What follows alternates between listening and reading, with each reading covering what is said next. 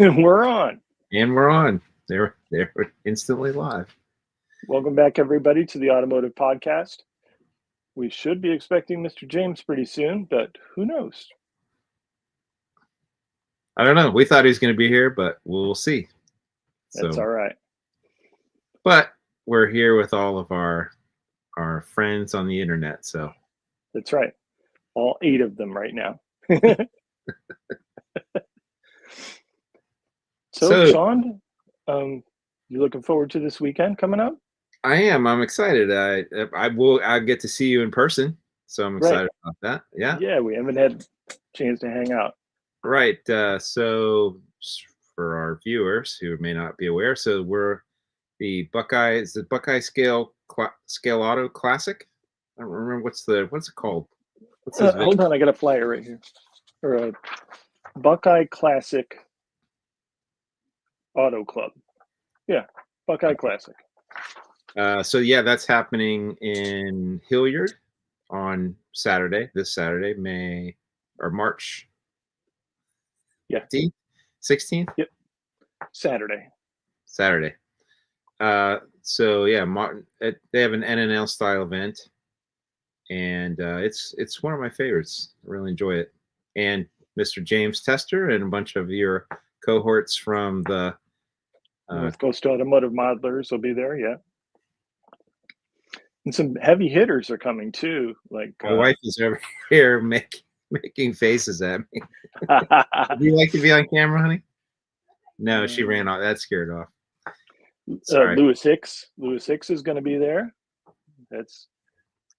Hey, Lewis. Yay! All right. Make sure you stop by and say hi. Yeah, for sure. If you see us. I know Clay Kemp's coming. Randy Durr is local. He'll be there. And I believe Jim Drew's going too. So that's a big deal. Yeah, I'm sure all our friends from the Buckeye Scale Auto Club will be there. Right. Yeah. Who's riding with you? They said I think we were chatting a little bit before. You said you're going to be able to. I think there's 7 guys from my club going. So I'll hitch a ride with one of them. Nice. Mr. Steve Goldman, do you plan on seeing him too? Is he going to come? Yeah, he'll be there. Cool. Has he let you in on anything he might be bringing? Any sneak peeks? I've seen a few things, but I won't spoil anything. Okay. Awesome. Mr. Duff, good evening. Look at you guys being all professional, going on air on time. Give these guys access one time. Now they're on the place. Look at this. What do we need you for? Back. I couldn't even begin to tell you at this point. Mr. Frank is back. Mr. Frank is back. Mr. Duff, we have not seen you in a couple weeks. How you doing? I'm doing okay tonight.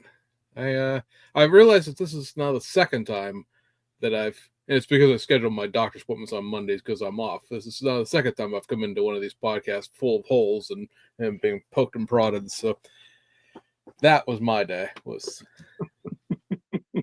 Frank, you're welcome. I'm happy to be. I'm happy I could stop by. Oh, you're still breathing, so there's that. Yeah. For everybody who watched last episode, I was not here because my father-in-law had passed away. So we've taken care of those issues, and yay, back to happy model times. Yeah. Yay. We were just chatting about the Buckeye Scale Auto Club Classic NNL. Yes, it's coming up Saturday, is it not? Yes, it is. Correct. You will not be attending, right? I will not be attending. The following Saturday, the 22nd, is the Three Rivers IPMS show. So that's the club I belong to. It's our show. So couldn't get 2 weekends off in a row. You scheduled the Three Rivers show at the same weekend as Detroit? I believe Detroit scheduled their show the same weekend as our show because our show's been that weekend for 25 years now. But okay, yeah, that's a May. Yeah, that's to say. I guess Steve would have stuff at Detroit that would precede whatever goodies he'll have on display out in Jersey. Yeah. So nobody will be at Detroit. Everybody will be at Three Rivers. I'm sure. Oh, I doubt it. I doubt anybody. Yeah, because usually your guys' crew doesn't come down for that show. They used to come down for the more auto model centric club that I belonged to in the past. They had a spring show. They used to come down for that sometimes, but Right. they don't make the journey for Three Rivers because I mean, to be truthfully, we'll have 2, maybe 3 car vendors. I donated things to the raffle for the car modeling side. That'll probably be the car modeling side of the raffle. So Okay. so I won't participate in the raffle. I don't want to win my crap back. James, Mr. Duff, what's the scale of the Three Rivers contest? Like, how many models do you guys typically get? Three Rivers IPMS is it's a gold, silver, bronze show, so it is very minimal categories. It's split up just into like basic genres, right? There's automotive, there's armor, there's aircraft, and stuff like that. We don't do all the in between categories just because the judging doesn't require it. And I think last year automotive was 94 models. Armor was just short of 100, and then aircraft and everything filled that. It was basically 500 builds altogether. IPMS show, so it's a little sprinkling of everything. Okay. Yeah, that's cool. I mean, it's a nice local IPMS show. I wish we had more variety in the vendors, but we are in what Ohio would consider to be a VOTAC, right? So we don't call them that in Pennsylvania, but it's a VOTAC. And so being a small school, we're in like one of the sort of auditorium areas, and there's X number of square feet, and so you only fit so many tables in there, and it is what it is. Do you guys know what the scale or size of the Detroit show is? I don't know. Todd could probably tell us. No, we all just sit here and watch the chat. Todd, come on, Todd. Todd, come on. No, we're counting on you. I don't know. Wasn't Fall Detroit like 700 something? I thought was the number there. I'm not sure. I don't know. Speaking of Detroit, I was just in Detroit last weekend. I went to the what's the name of that car show that they have? Autorama, right? The Autorama, yeah, that's right. The Autorama Detroit. I'd never been to that show. I had a friend of mine that was going up on Friday. I happened to be home, and he's like, "Hey, do you want to go?" And I was like, "Yeah, why not?" And went up there, and that was a pretty cool show. A lot of neat stuff, like debuts of really high profile, high dollar builds. Because it's I'm so bad. Riddler Award. Yes, thank you. You're reading my mind. Yeah, they do the Riddler Award. So a lot of cool stuff. There was probably 500 cars just on display. Actually, it's probably more than that. I think maybe closer to 800. It's a long day of walking and no place to sit down. Yeah. But I enjoyed the show. It was really cool. I ended up posting a couple hundred photos on my Sven's World of Wheels Facebook page. So if you're curious or interested, you can. I did see those pictures. Yeah. A lot of neat stuff. I was sitting there scrolling through my Facebook, and all of a sudden, a whole bunch of sort of retro moddy looking muscle cars popped up, and I went, "What's this?" And they're like, "Sean is that?" I'm like, "What was you? You went up there like 3 days after you were on. You guys did the show by yourself, and you did." And I went back and I watched the whole show, so I could say you never even mentioned that. I would have been. Yeah, I had no plan to go. Like that was very last minute. I think we decided on Thursday. He's like, "Hey, I'm going. Do you want to do this?" I'm like, "Yeah, that sounds great." Todd, let's see. Todd did answer here saying 400 models, 309 vendors. I don't know if that's it's a lot of vendors. It is a lot of vendors. That's an accurate number. And then Woodchopper's Hall Custom Paint said, "Be at Three Rivers IPMS." Well, find me. I'll be wearing a shirt with my name on it. It's time. See, all the club members have our little build or die logo shirts and with our names on them. So I'll be the guy haunting the automotive tables. And if anybody's coming and wants to judge, most of my most of my judging crew this year, Brolin and his crew, they speaking of shows who scheduled stuff along, there's a show in Charleston, West Virginia. Usually it's in the summer, early fall, and I guess it is what it is with with venues, right? If the venue says this is the date we have available, you take the date they have available. So they're all going down there. So a good chunk of my folks are going to be elsewhere. And you're stuck in Three Rivers. The joke at the meetings is always because we just had our meeting Friday night for the the last meeting before the show. Let's all go over stuff, blah blah blah. And the joke is that everybody judges automotive because nobody wants to judge automotive. And I said, I know that's the joke, but we're really going to have some of you judge automotive this year because my hand-picked crew of voluntolds have all decided to go elsewhere this year. Here's a good one. No, Frank, I'm not entering anything. It's my own contest. It's icky. I mean, sometimes we do. I mean, being open judging, it really wouldn't matter. It's not like, you're taking an award from somebody because every model's judged on its own merits. We are prohibited from winning like best category. So I could not win best automotive, and you can't win best of show. Those have to go to outside people. But because it's not like if you win a gold medal, you're taking a gold medal from somebody else because they'll get a gold medal too. I don't know how I feel about that. If I took a model of mine to a gold, silver, bronze and let somebody pick it apart, I don't know how I feel about that. I know where my mistakes are, but I don't want anybody else to look for them, Well, you have entered the IPMS show in Cleveland. I've bore witness to this. Yeah. You've entered the Three Rivers Fall show. I've borne witness to this. So you go to judge competitions. Nothing different about it. I do.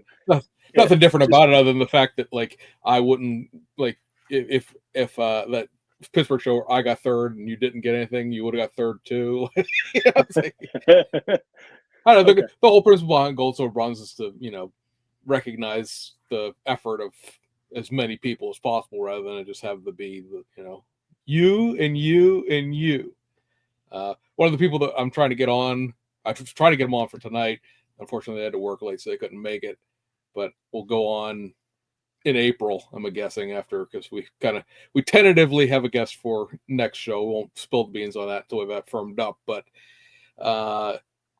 he went to his first judge show this weekend and didn't come away with anything. And it was like, the people that helped out with that show from other clubs seem to get a lot of awards. I said, that's what happens. Is that home cooking gets into shows, and that's what turns people off about being in judge shows in the first place. Because then you get into that whole thing of how good was your model? Well, I didn't know the third cousin's fourth uncle of the guy who runs the show, so I didn't get anything. So I said, it's a thing that happens. We have, I think this year, if you count you came down for that little podunk show in May that was like a swap meet with that goofy, dorky little People's Choice attached to it.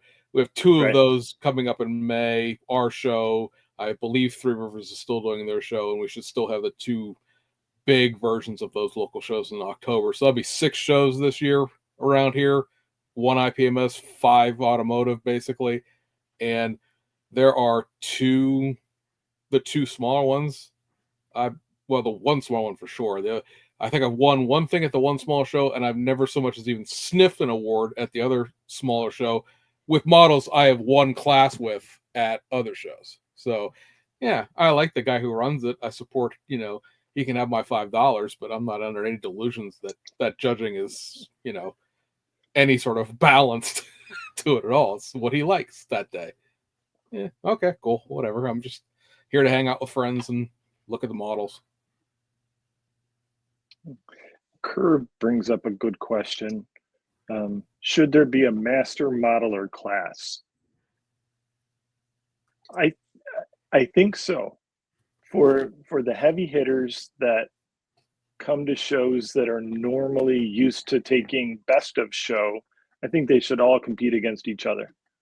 Yeah, years ago, when I was involved with the Buckeye Scale Auto Club and we ran our contest here. We had a master modelers class, I don't Mhm. remember if it was called that exactly, but it was for, I think to even be in the event, you had to win a best of show in some other event, Okay. and then you would qualify to be in this category. And so it would kind of incentivize people to. We were trying to get, instead of like certain modelers dominating classes, it's like, hey, we'll draw them into like one class where they can compete against each other. And a lot of it wasn't genre based, right? So it's like, because typically in a model thing, it's like the street machines are in one class and drag cars Right. are in another, and NASCAR. This we lump them all in, the best of the best. So the genre didn't really matter, and it was more about um, you just overall modeling skill. And then we had a giant award that was 10 times larger than all the other ones as an incentive. So I think Randy Durr ended up winning the last one that we had. Okay. Well deserved. I'm Yeah. shocked. Shocked. But I think that concept worked pretty well. I like the idea of that, at least help spread the gold around a little bit to the Yeah. Yeah. guys. I'll say, as we talked about on the way out on the 2 shows ago, Columbus IPMS used to do that, where they had a master's class, but that was determined by the entrant. There was no guideline of okay. like what you needed to do to achieve into that master's category. You just volunteered yourself Right. YOLO into it.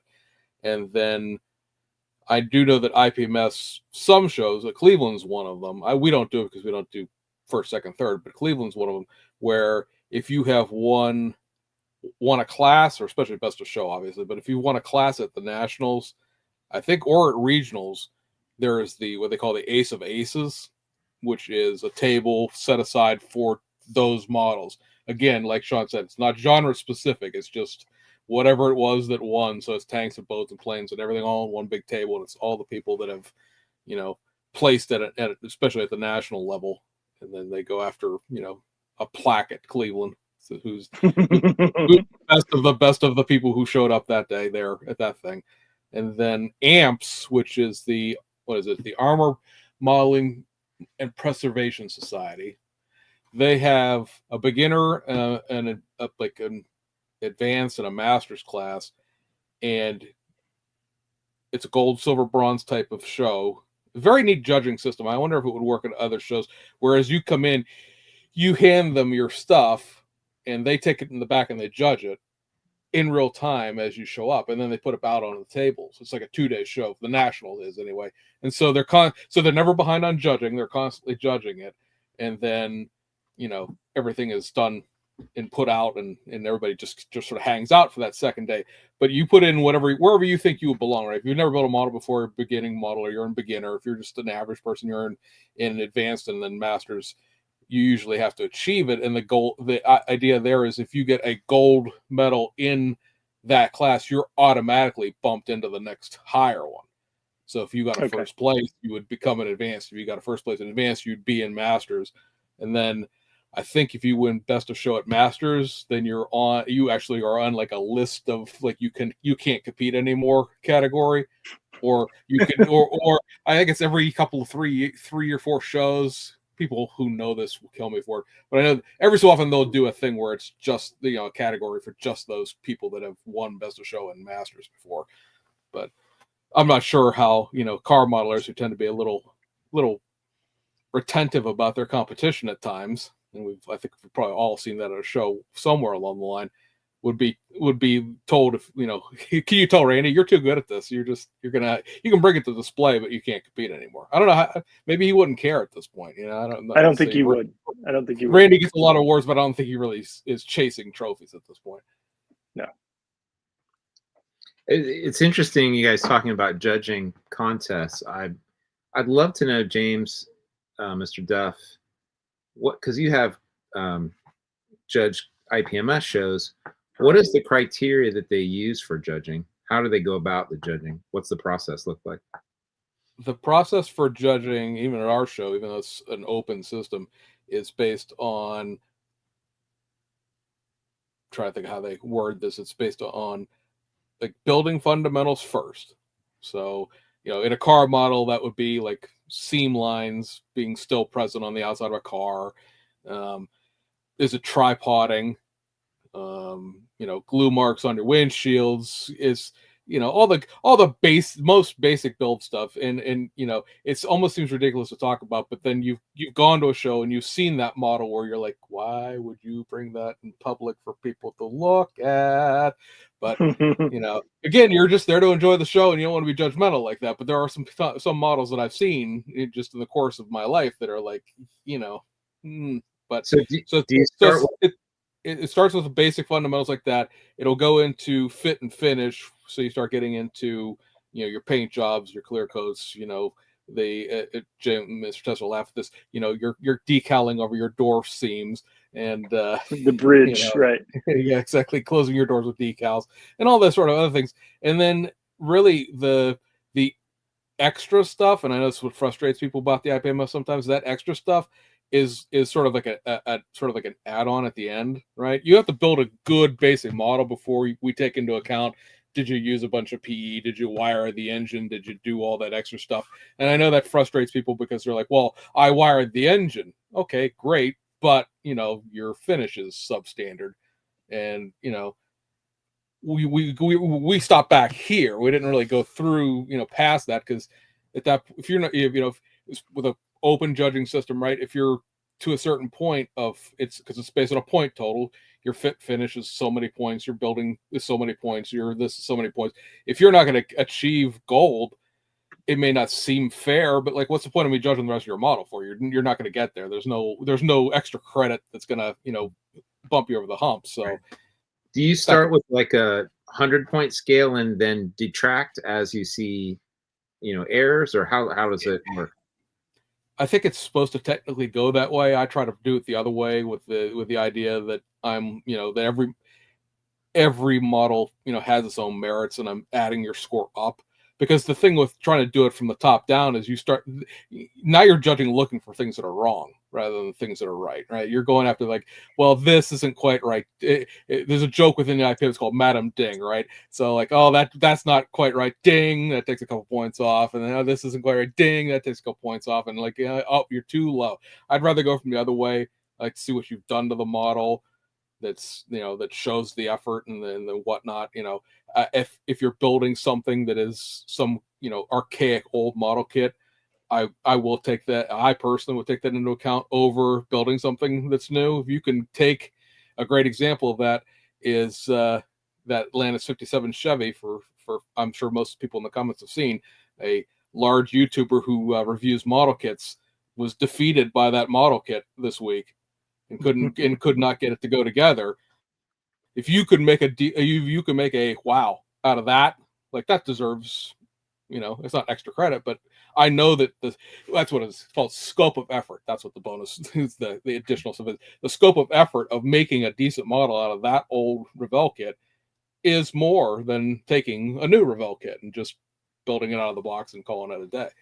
So yeah, that'll get looked at, with more favorably, because if you look at like a new Revell Mustang and that 57 Chevy, like, oh well, the door seams on this 57 Chevy are kind of big. Ding. Well, no, they're that way because that kit's just that way. I guess the most perfectionist person could fix that and rescribe door lines and all that. You're just building it to build it. Most people are not going to go through that.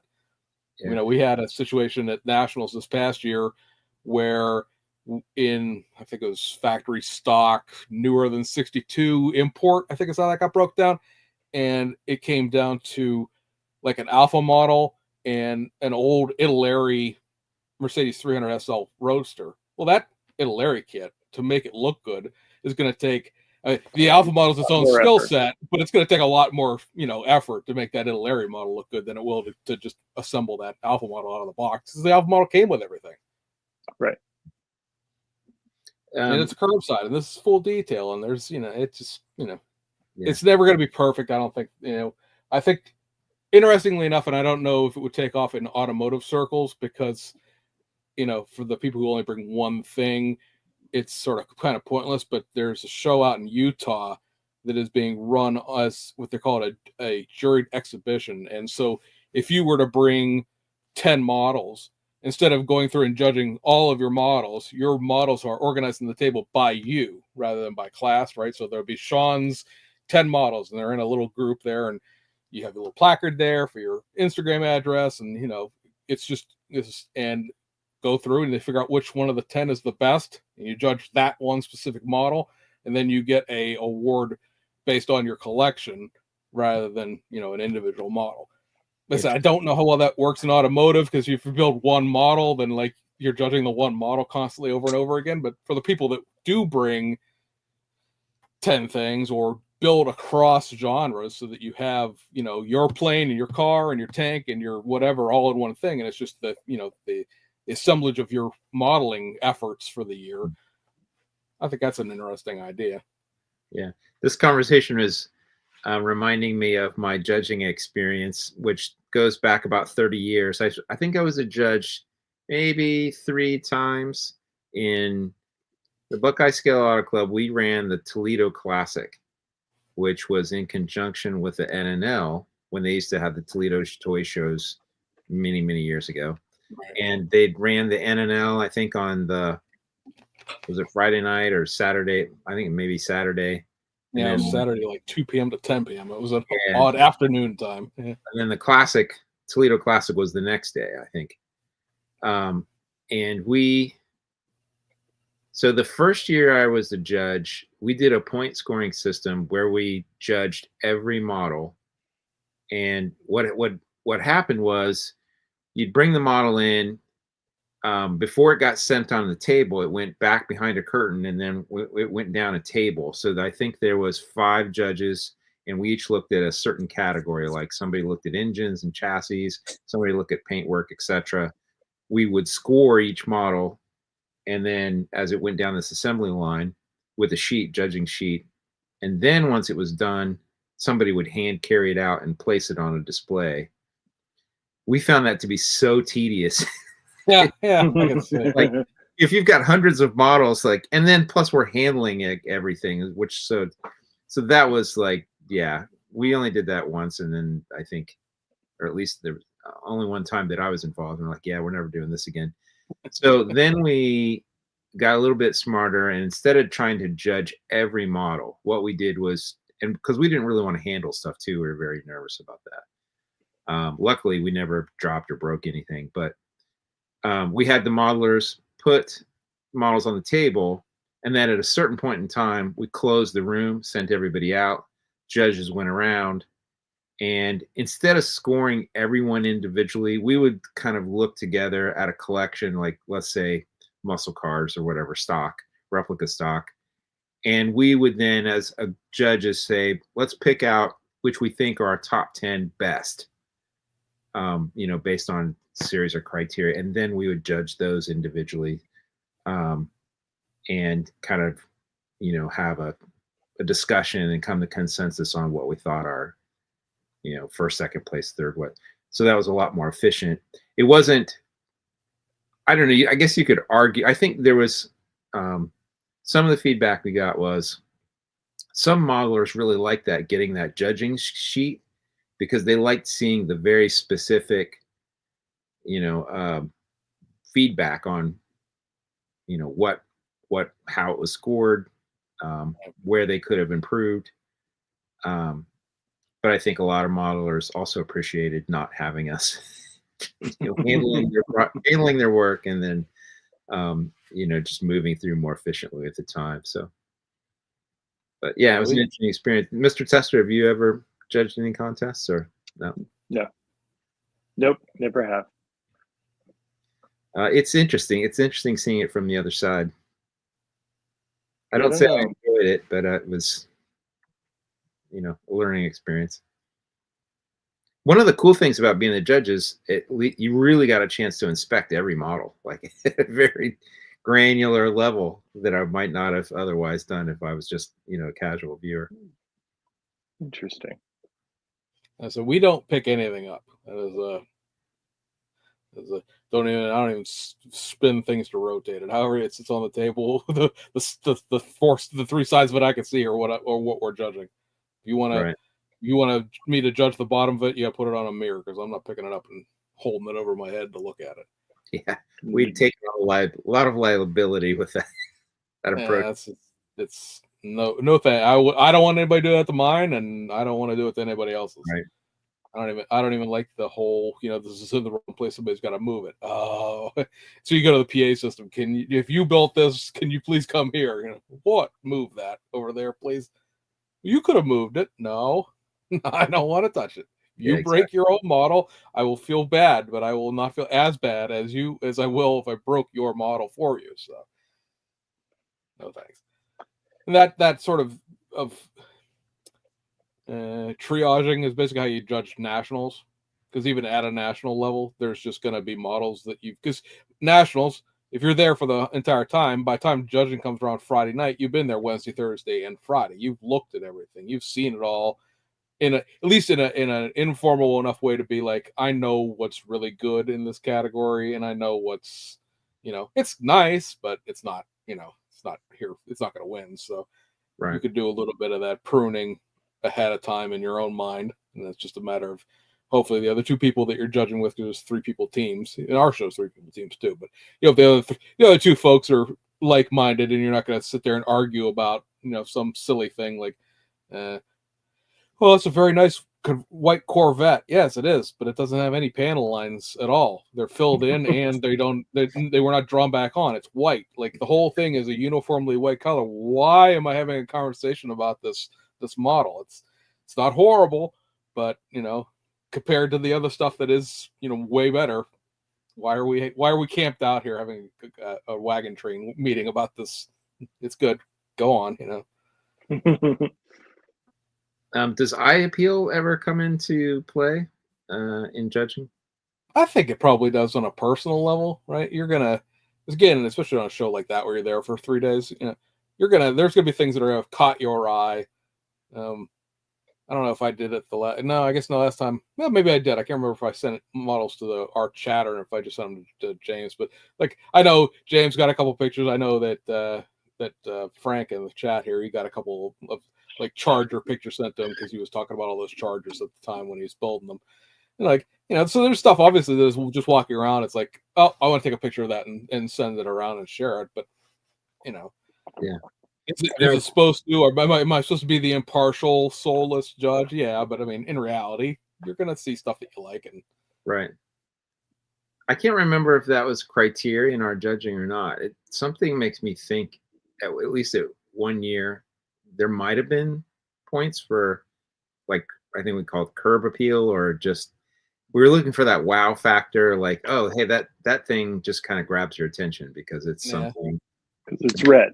Cool, or yeah, I mean, I don't know, something that sort of makes it stick out, unique, they haven't seen before, and we saw that as a little bit of a leveler of competition, because sometimes it may have great eye appeal, but maybe the modeling techniques, maybe not quite as good as some, and so by maybe visual eye wow factor, sometimes you get a little bit of a boost or an equalizer. Yeah, and I can see where the IPMS frustrates car modelers, because there is a rule book and there are standards, and people see that as being too conformist. Man, I can't do my art in these rules, man. It's like, I appreciate that, but the alternative to that are the local shows with the home cooking, where it's just oh, I know Bob, and I know and he's a good builder, and I really like his pro stock gas R's, ha ha ha, and then he's walks out best of show for something that looks like a 12-year-old build it. And it's like there's definitely a happy medium between like rigid, no bend, and nothing at all. And I don't Three Rivers has usually been pretty good about that. I think that club had a fairly decent set of I don't know whether it was judging standards or whatever it was, but I've never been to that show and went, wow, really? Okay, that's what we're doing today. Okay, so, and I like those shows exist out there. I mean, everybody I've ever talked to about like Heartland Nationals out in Kansas, they seem to like that show. I guess the NNLs don't really judge, but like Toledo was always a good show. NNL West was always well thought of. Acme is well thought of. It's more of a top 10 than a judge show still, but there are the shows out there that are run very well. Although I always get a giggle because, of course, Acme is an IPMS club, but hey, oops. Somebody actually told me the other day, that's not an IPMS club. Really? Why is it Acme-IPMS at something.org then? I mean, IPMS is literally in the name of their email address. And so, say eye appeal is definitely subjective. Yeah, well, I mean, yes, it is, and that's why you have a team of judges instead of just having like one dude. The one dude judging team is always going to be a hootenanny because it's going to be very clear that what exactly that one guy really, really likes. And in a small show like that, that's what you get. So Yeah, I remember having interesting discussions about what is wow factor and what constitutes good. But yeah, there was good. I always appreciated too models that tell a story was a thing that I would sort of look for. Is like, and especially like in dioramas, where I thought it was more interesting to me to see a something that looked like it was almost like a photograph that was frozen in time, like taking a snapshot of something, some sort of action, or where it looked like it was frozen versus just a static, here's a thing kind of plopped on a, in the middle of a scene, and it can't tell. It could have happened at any point in time, right? There's no. Yeah, say that's sort of like within. Well, IPMS, yes, but also AMPS and the figure shows exist out there. The big Chicago, Philly, DC figure shows. You have vignettes, which are that they're a picture. Could have been anything. Could have been anything. It's just a piece of something stuck in time. They have dioramas, and the whole point of a diorama is it has to tell a story. There has to be something going on with that isn't just two dudes pointing in distance, at nothing. So that's a story being told. There was recently, I follow a couple things on Instagram that are not necessarily car related, but model car or modeling related. There's a guy, I think it's Lasercraft or something like that. Anyways, he'd recently built a military MRAP, like armored vehicle, and the way he'd modeled the diorama, it looked like it was in the middle of exploding. Like he'd separated all the parts, and he'd like cotton balls kind of stuffed inside, and then airbrushed it so it looked like it looked like a photograph had just been and frozen in time. It was really, really cool. And I just thought, there's kind of parts hanging out in space, and it's just I appreciated the storytelling aspect of the modeling. I thought it was really neat. That's cool. Yeah. I like to watch YouTube videos of our Japanese friends. Their contests, just amazing. Like everything on the whole table shines like a diamond. So that's off the table of shiniest car. But everything's lighting and flashing lights and levitating, and like the aircraft, the props are all spinning, and it's just like, what? Everything's over the top. Frank reminded me it's Laser Creation World on Instagram. So if you're interested in that sort of thing, you should check it out. He does quite a few car models, a lot of weathered patina sort of things, and but there's a lot of diorama stuff in there, too, pretty neat. So, Sean, with this show coming up this weekend, what are you working on? Are you trying to finish up anything, or? I am. So actually, if you see this little blue thing so this is a good follow up to our last show. So we had a whole big long discussion about using the airbrush, and I did finally get some paint on this little guy. So sweet. Yeah. So yes, I owe you a debt of gratitude, Mr. Tester. Our conversation that we had about airbrushing last episode was very helpful, and it recalibrated my thinking about how to use an airbrush. And I think during the course of our conversation, talking philosophically about not just the technical aspects of, air pressure and stuff, because that part had really frustrated me. But I think Right. philosophically, I hadn't rewired my thinking from using a spray can and using a big gun where I'm trying to, hose Right. a 7-inch wide, I was trying to use my airbrush in that capacity. And through our conversation, I realized, oh, no, it's actually, I'm trying to paint little, stripes and sort of build up material over time. And Correct. so I went back to the drawing board. I took another crack at it, and I was able to get some paint on that.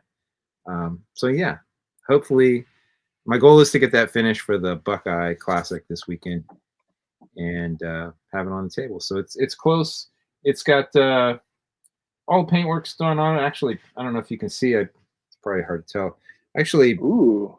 painted the little wood grain on Uh-huh. the. I don't know if you can see that in We the can't bed. see that. Yeah. Actually, hand painted. I was gonna Very do nice. an actual. Not me. Yeah. I was gonna. I don't know. Try it again if you want to see it.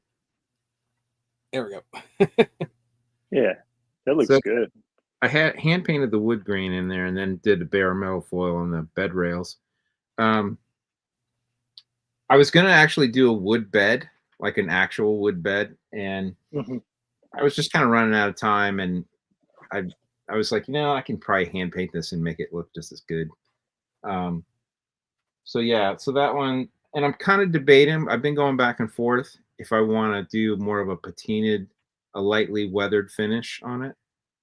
Oh, I the just truck or the bed? the whole truck. I had just finished that custom 71 F250, and I did Mm-hmm. some light weathering on that, and I was really happy with the way that came out. And I was kind of sort of been going back and forth. I'm like, do I want to weather this thing or not? The paint job, it's got sort of a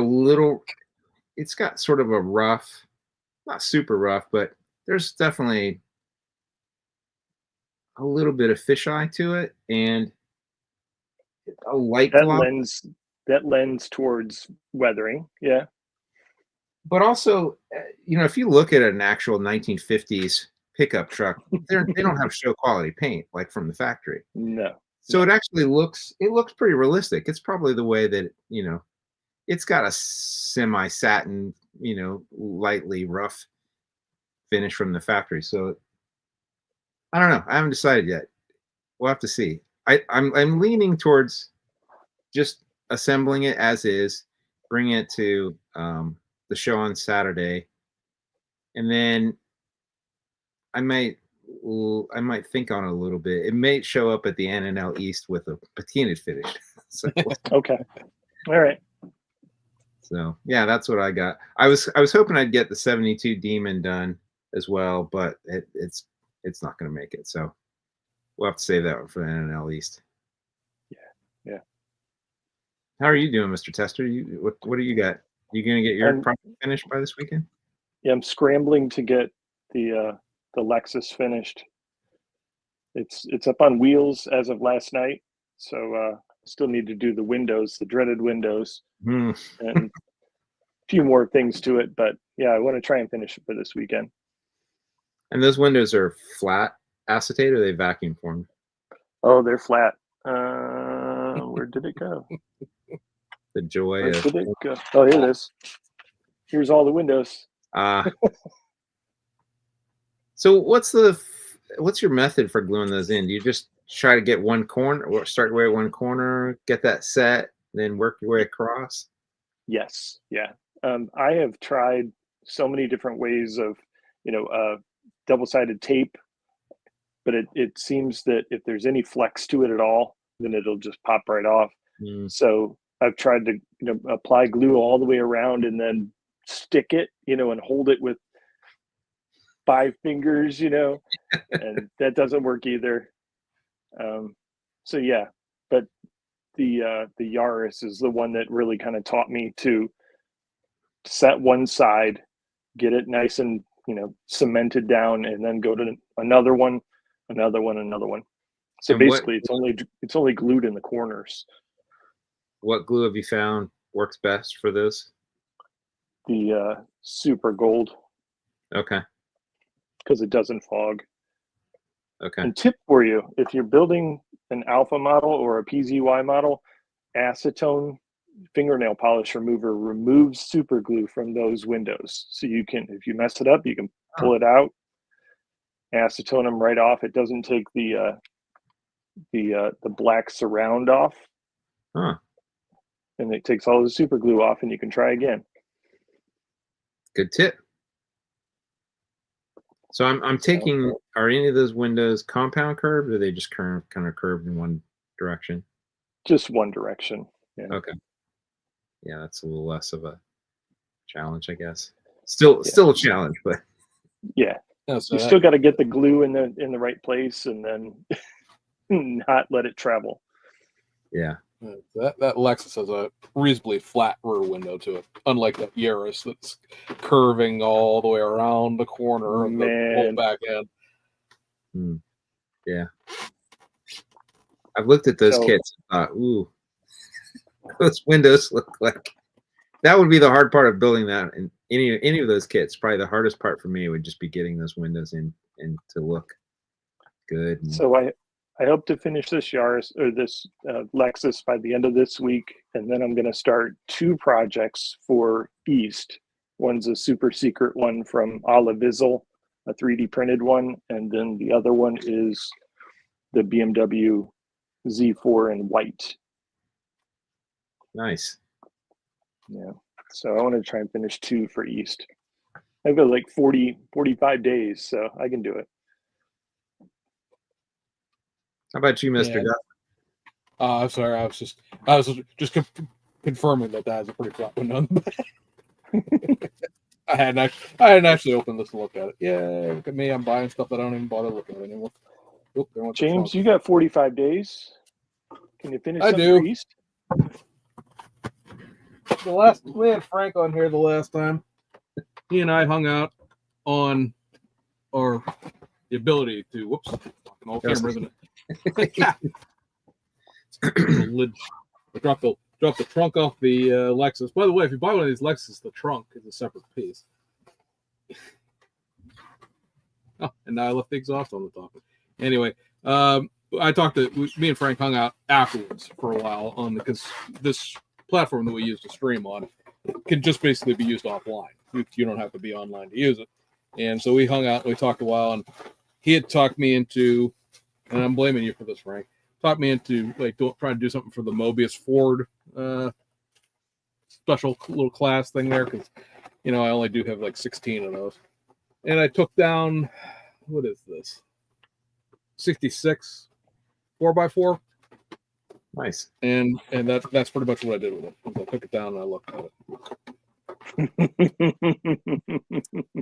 So yeah, I have 45 days left. Now, will I get anything accomplished in those 45 days? Nah, probably not. But I mean, I do have a model down. Mr. Chester pointed out the other day that I should find something that is almost done and finish it. Which, Yeah.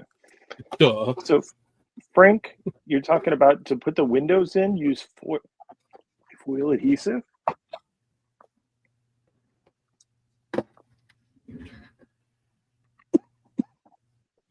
Excuse me. But I don't know if you guys would know or not. But does this look to the chat? Right? Look at you. I'm gonna make myself real big here. Look at this. Does this look like a realistic bottom to a Ford? I'm just curious about the transfer case and the drive shafts. Should those be steel? It seems like because here's the thing I found in trying to find reference images for this, right? So I was trying to come up with a good color combination. I think I have the color combinations. I think I need to order paint from Scale Finishes because they're the ones that are going to have this and a lacquer that I don't have to wait for somebody to make for me. They're either way over restored, like you would not believe the amount of 66, 65 era Ford F100 trucks that have 302 Mustang engines in them, or maybe you would. Or they're sunk into the ground someplace and they're completely the chassis is uniformly rust colored and you can't tell any colors of anything. So Right. I'm thinking that those should be black, not steel. Like, wouldn't they have been black rather than because you would think in that nature steel is bare metal, a cast metal rather than being, and that would have been coated back then, wouldn't it? Like you wouldn't. Was aluminum, and alloys that advanced in 1966 that you would just ship it out without having it, be coated in any sort of rust inhibitor or paint or something? It's a good question for our audience. I'm sure there's some expert out there. A couple things. Tim said, cell phone tape for windows for the win. Yes. If it's a flat surface like a side window, that cell phone tape does work. But if there's a curve, it will pop. These Mylar windows will pop right off. It's just not strong enough. This one's really for you, James. I know you've used them. Studio 27 decals, I found them to be thick and unconformable. What's your thought? My thought is it depends on what. Like the livery decals are way better than the carbon fiber decals are. Yeah, I was talking about the carbon ones. Yeah, the carbon fiber decals, you're going to have a conversation with those decals. I've literally had situations where it's taken an hour to get one decal to completely set down. Now that's before I bought my heat gun, so maybe adding heat to those is something that would help that along. But just using like sol and set, you're gonna. I've no joke. Every 5 minutes for an hour, applied a coat, try to smooth it down a little bit. Apply a coat, try to smooth it down a little bit, and they're because they print them on a layer of white, and that's the greatest thing. You can't break them in half, or else they'll show that white undercoating up through the. It's like a layer of white, and then a layer of black, and a layer of gray, and a layer of black and gray. And it's like 7-8 layers of decal, and they're incredibly thick, right? And I have. I was the one. I don't have it around here anywhere, but I have a McLaren that I did, and it had the strakes on the rear diffuser, and those decals had to wrap over top of the edge of those, to go over to the next one. And like I said, you'd be sitting there for an hour trying to get that thing to even like make the 45 like it was going to go around the corner, let alone go the whole way around the corner. And I eventually got to the point where I just took those, let them dry a little bit, and just shaved them, level with the level of the canard, because there was no way in the world they're going over top. And if they did, they would just be covered by the decal that came in on the other side of it. So like the bottom strip that is that's like 1/10 of a millimeter wide doesn't have carbon fiber on it. Oh well, I'll this is on it's never going to get picked up off the table anyway. Why am I doing this to myself? But yeah, I mean, carbon. That's a good question. Carbon fiber decals. Who makes your best ones? What are your favorites? I'm biased. To me, it makes a decent sheet. SK makes a decent sheet. He's going to be biased for Wenben stuff up there. Wenben, I don't. He's obviously getting his stuff made in. He only makes one size right now, but it's the best. So he's obviously getting it made somewhere on like mainland China, because it's where they are. But there are printing places somewhere in China, whether they're closer to Hong Kong or out in the mainland, that do SK decals, LB production. They do hobby design stuff, because hobby design and Alphabet, they're in Wuhan, which is a completely different place in China than Beijing is, and whatnot. Those all of the carbon fiber from all of those places is good. Cartograph's carbon fiber is really good. Studio 27s, I think those are printed in Japan someplace, and they, and I know people will vote for Scale Motorsports a lot too, but you know what? He closed, so that's not an option anymore. That stuff doesn't technically exist. I don't want to bash Scale Motorsport, but it seems like they have a shelf life, and yeah, I've heard that. If you go past that shelf life, they're just brittle. I've only used Scale Motorsports. I've had good luck with it. Now I haven't used any. I've probably got some sheets that I might be surprised. Yeah, there might be expired now. Yeah. Although I found like I'll usually do a little test when if I see that they're going to crack, I'll just clear coat it again, and That's a I've good saved idea. lots of decal sheets that way.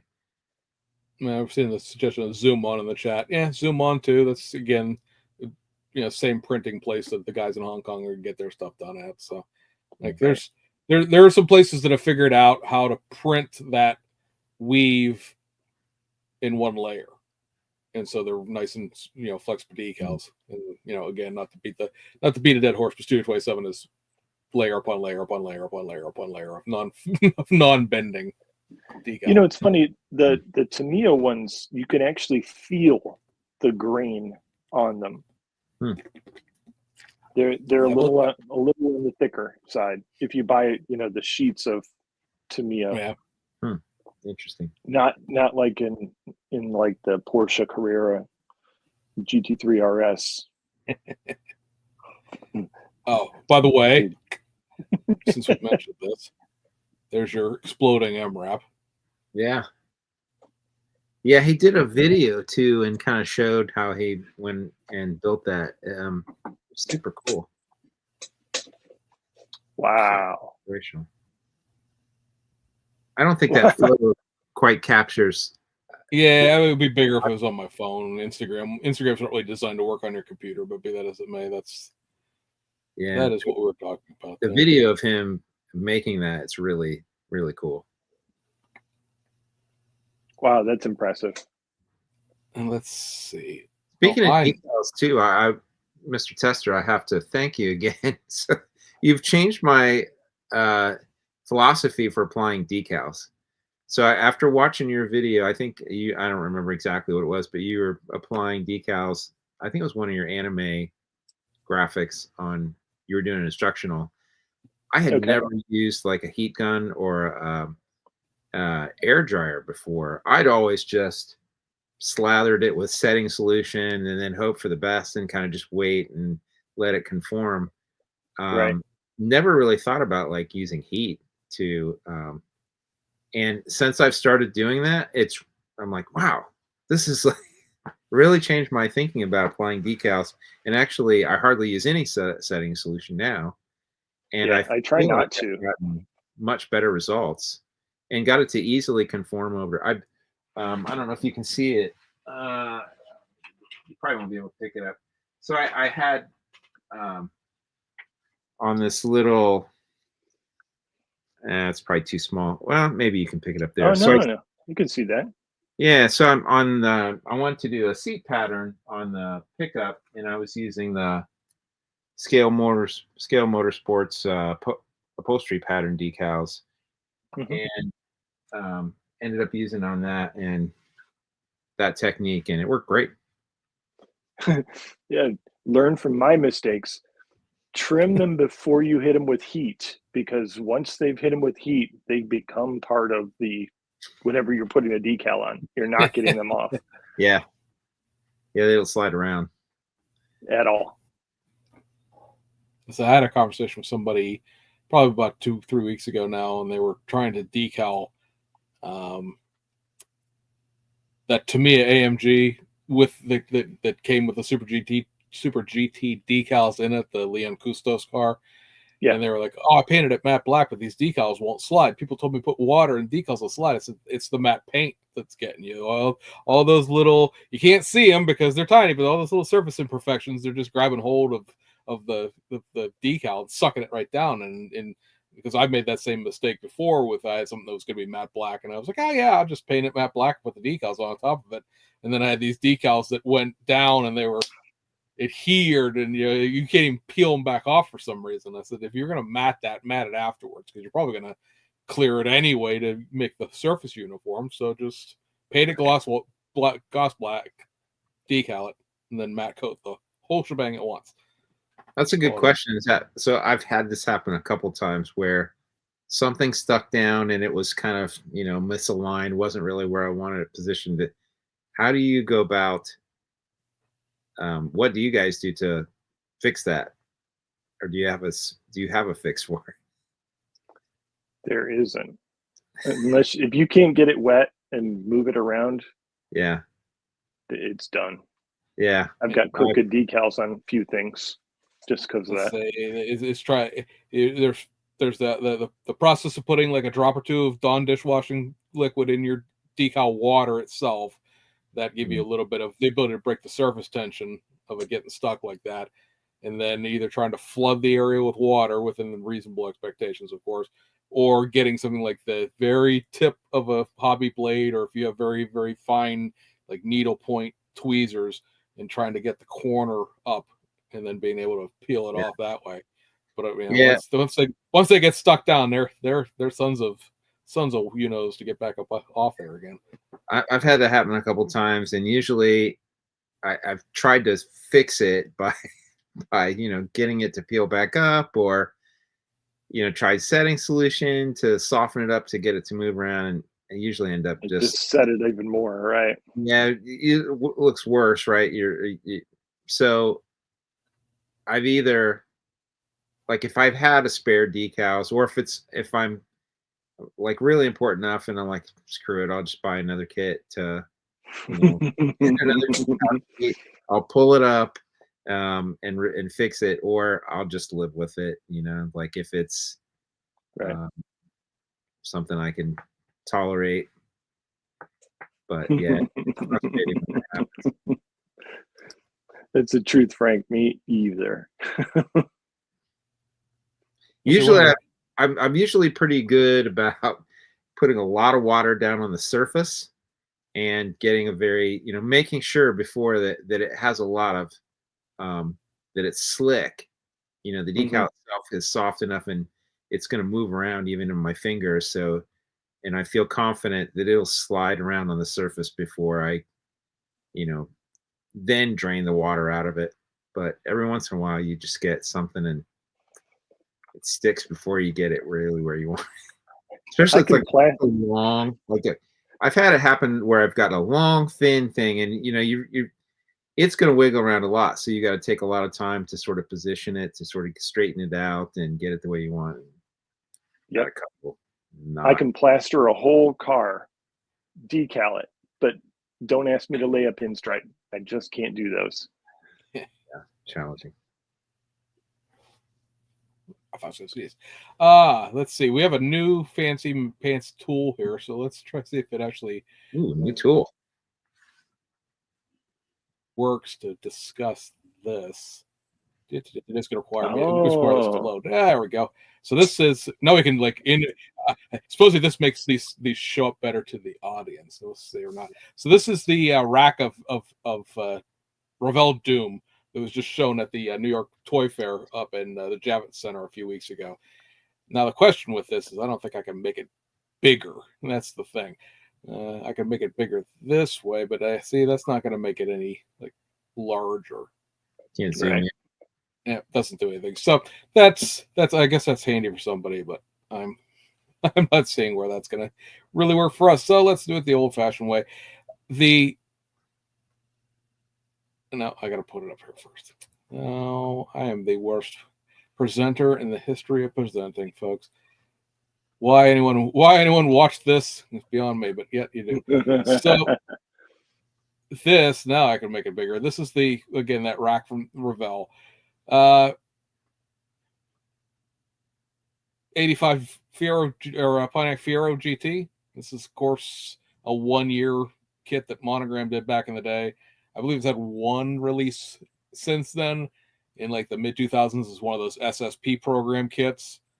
I was talking this over with a bunch of people. Bunch of people got this from me, and I looked at this list of things and was like, I don't know if I'd buy any of these. This Fiero is the second or third model kit I ever bought and built as a kid.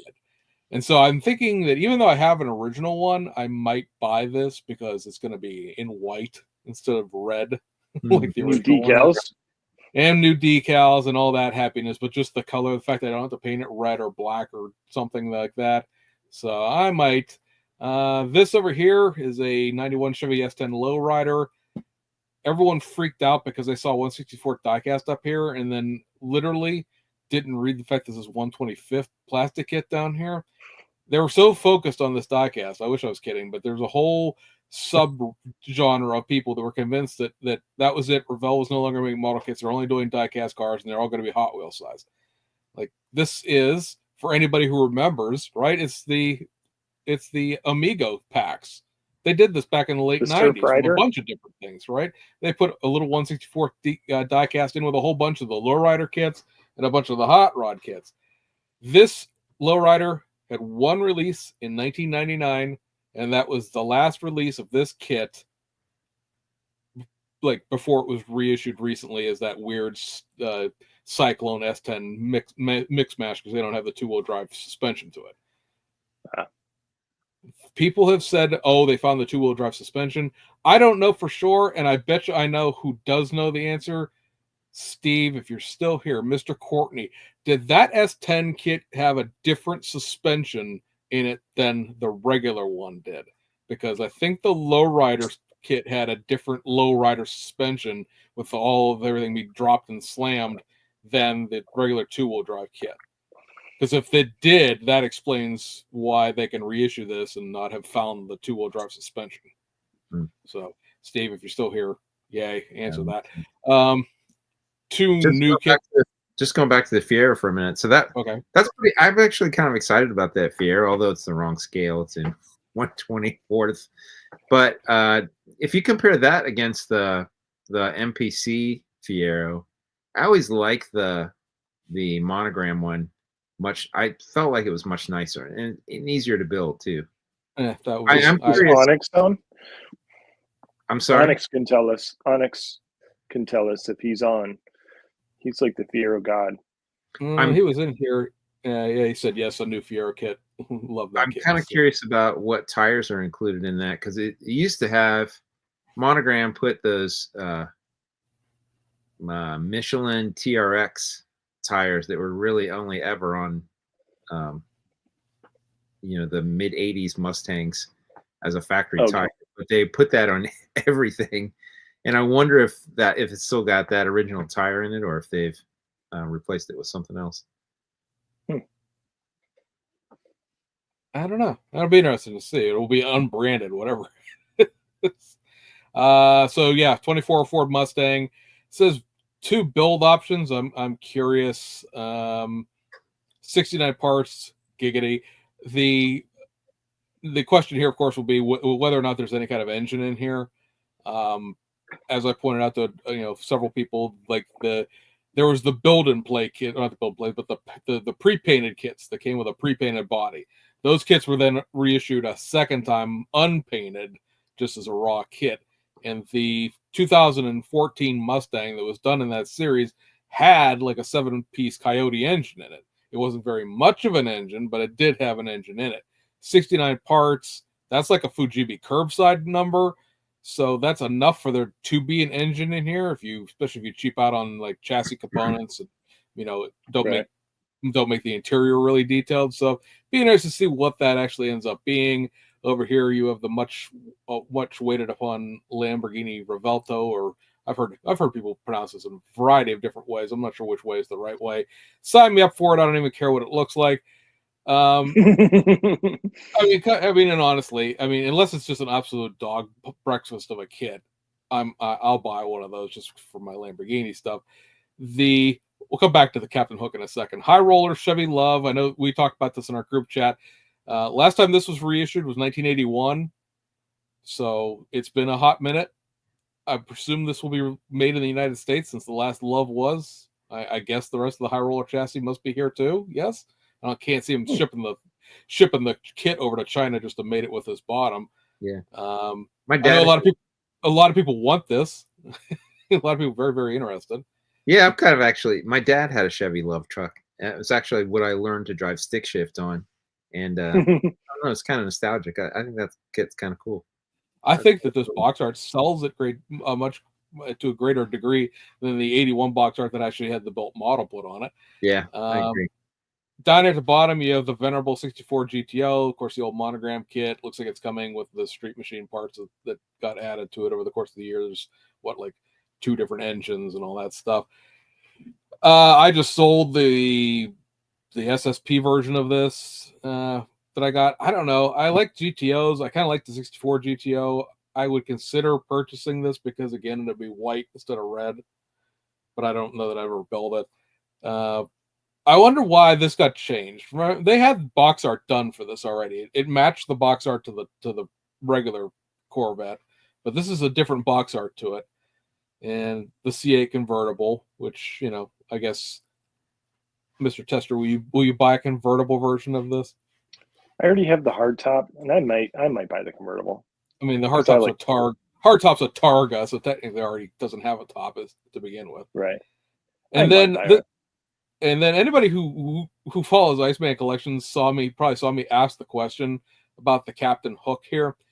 And the question I had was because looking through the comments, and if you followed my channel for nearly 10 years now, I have my opinions about this stuff, but I've never ever once told anyone not to buy something.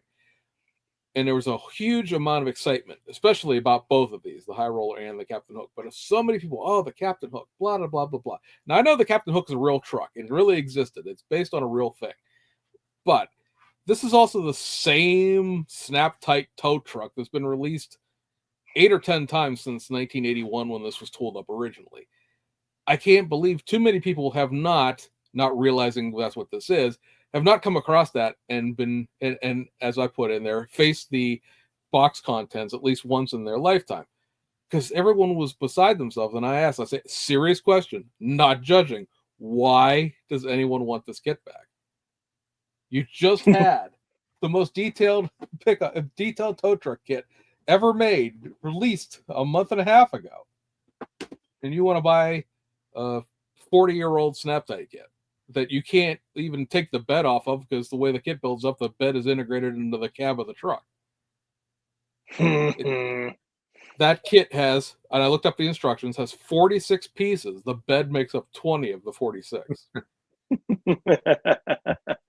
I guess it is kind of unique. It does have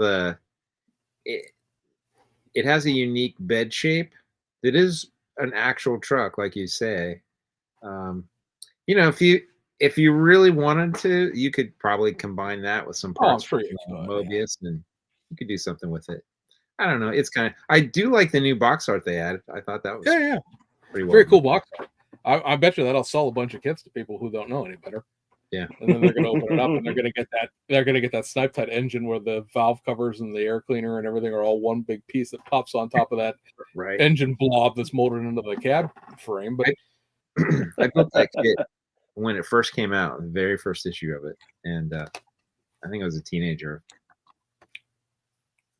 If you come back into this in the future, hey, I hope the world's still here. But that was the tow truck that had a purple truck on the box art the last time it was reissued by Revell. That same thing. So it has, along with a number of other Revell kits, magically lost its snap-tight label over the course of the years, even though it still is. And I said, I can understand it if it was a Midnight Cowboy, was that weird tow truck that had the Peterbilt front end on it. That had a halfway decent bed on it. It had the undercarriage wheels, pick up the back end of a 4-wheel drive car kind of thing. It was a decent bed. It's not the Mobius bed, but it's a decent bed. But that's not it. That's not the same bed that's in that. That snap-tight kit's a whole different thing. It's just there's a bed floor, 2 bed sides.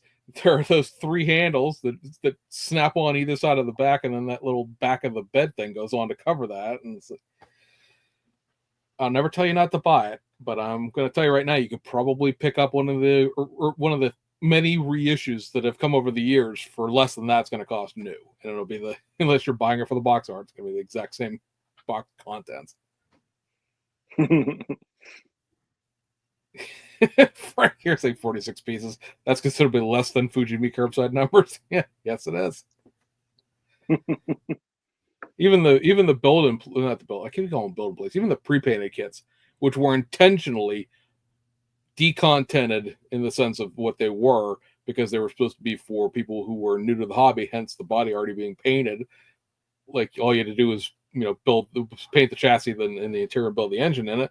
Even those were 60 some odd pieces. that was a child's toy. That is what that tow truck is. But if you want to buy it, by all means.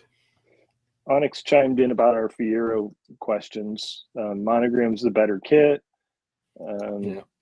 The box has the pace car colors. Hopefully they'll include the pace car decals.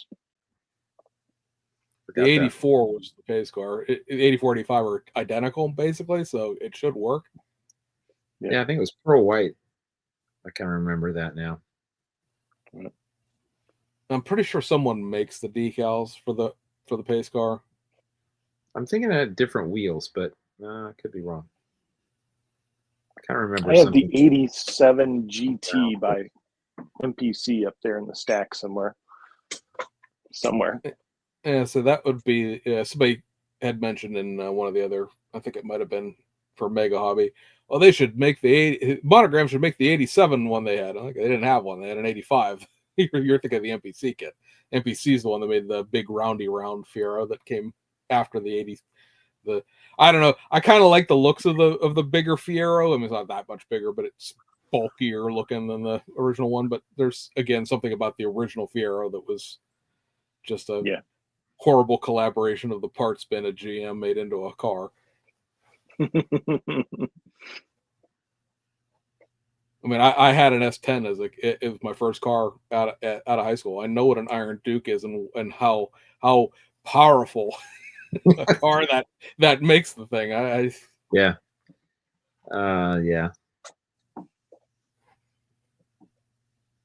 So industrial. So what are we buying? Probably the Lamborghini and maybe the Corvette. I'd pick up one of the new Mustangs for sure, and I'd pick up the Chevy Love out of nostalgia. I need to see part content on that. I didn't buy the last Chevy Love because that was like a street machine only version, and I know that's not stock either. It's gonna have the same like V8 right. Chevy V8, but it makes more sense in that like day 2 off road scheme than it did in the first kit to me. Yeah, that would be a great kit to actually do an all new. Nobody probably ever will, but if one of the Japanese manufacturers, did a little Isuzu pickup, and it seems like that would be a cool thing to do. That and the old past Hasegawa. Hasegawa would do that. The old Mazda B2000. I think it would be a cool subject matter. The rotary powered Mazda pickup. Sean, Steve says, put me down for 5S10s. Okay.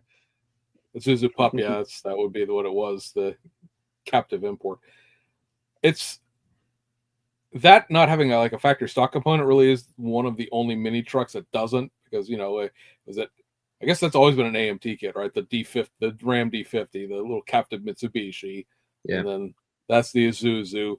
AMT also made the Ford Courier, which is the Mazda. So, and you could build the Dodge and the Ford as a factory stock 4-banger. So that Isuzu's the one that's missing the engine. Yeah. And it's the scale on it. I don't even think it's accurate to 1/25th scale. It feels big, as my memory serves.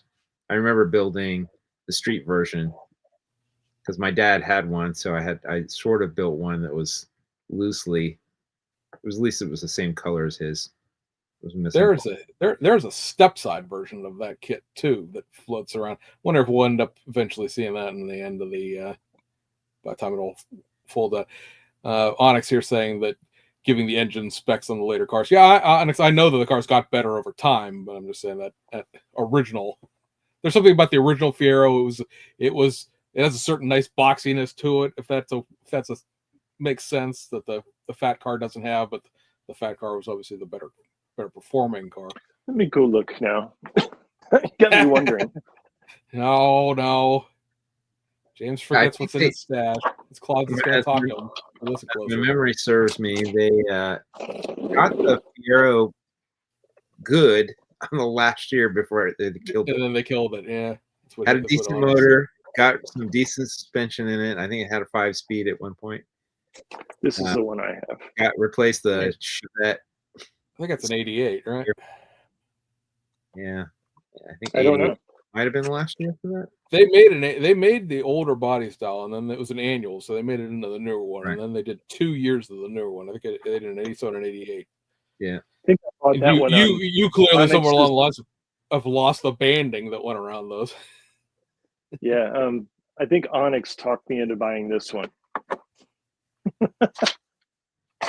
Molded in Does that, white.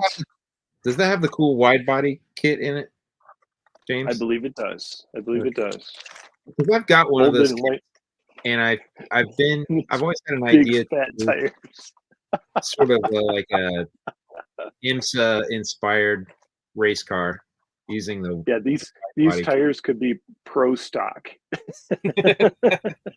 We need something to fill up the goofy wheel wells once you put the wide body on it. Yeah. Oh, these are horrible. I should chuck those right now. But yeah, it's molded in white. Oh, there you go. Onyx is saying the 88 is the one with the black car in the box art. So Surprised round 2 hasn't reissued that one. it's in the vault somewhere. I'm Because sure. that's where it stopped. 88 was when MPC got bought out by AMT, and that kit never made it across and became an AMT kit. So it's around there somewhere. Yeah, they've been redoing some of their 80s stuff. It seems like it's right for reissue. Yeah, and if you want to do something, with some flares on it, let's get that Probe IMSA GT back. Yeah, which is another kit that has to be sitting around the warehouse somewhere. Well, you could give those away when they were. Well, not all of those, because some of them weren't made by AMT, but all those 80s, 90s annuals, or wherever they stopped the line at. This says Al's Hobby Shop, $7.25 on that. Yeah, look at this picture. That's great. That's great. I love it. It's so ridiculously like over the side. There's no wide body in that. It's just Mexico for 3.5 days. You're gonna need a set of like Raptor clearance lights for that thing. I believe that exceeds the body by more than 3 inches on each side. You need DOT clearance lights for that thing. Yeah, questionable aesthetics on that one. Now Onyx saying there's no wide body in the fastback kit, but they included the wide tires. Go figure. No, and Onyx also in round 2 said they couldn't find the tooling when I asked them. Well, maybe it's lost to time then. I don't know that they would necessarily make a new one. Yeah, I doubted if they would reverse engineer that one. Here you go. There's your question for Steve. Steve, would you please go reverse engineer the late 80s Pontiac Fiero? It is as the old joke, what the people want. We didn't do this last month because I wasn't here the second episode. In the first episode, we got busy with our guest. So real quick, because we don't have to like sit here and do a big thing on these because these kits are already all out. But the February kits were the 2017 Nissan GTR Nismo edition of the new Snap Tight kit that Aoshima did. This MF Ghost boxing, so some extra decals, and yes, you get a 1/24 scale drone with it. Only reason I bought it. You did buy that. I did buy this, yes. I ended up buying this because I was looking at my kits and I was like, I have a 2017 Nissan GTR, do I not? And I have a non-Nismo version, and so for the premises that this could be built quickly, should I ever attempt it, I went ahead and in fact it was $22. I went ahead and bought it. Also, we got the first of the kits out of their Shackleton Boogie series. So there's a first gen Toyota not Celsior, but oh heck, what's the two-door Toyota from the 80s, James? Corolla. No, the like the coupe version. Solera or something. I don't know. Cedric? No, Cedric was a Nissan. I don't know that. So somebody's going to answer the question before I can get around to it. But it's a Toyota. To me, it did a full detail kit of it in the second version of it. But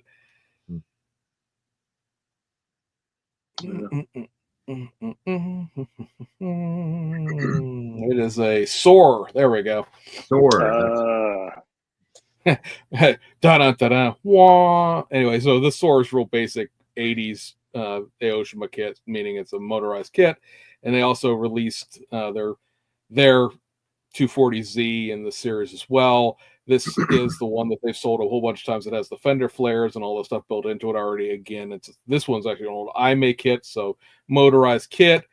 They reissued their ER34 Skylines. This boxing has the ability to build both the 91 and the 93. I think this is. Let me make sure it's the 98 and it's the other one, 2002, 2001, 98 and 2001.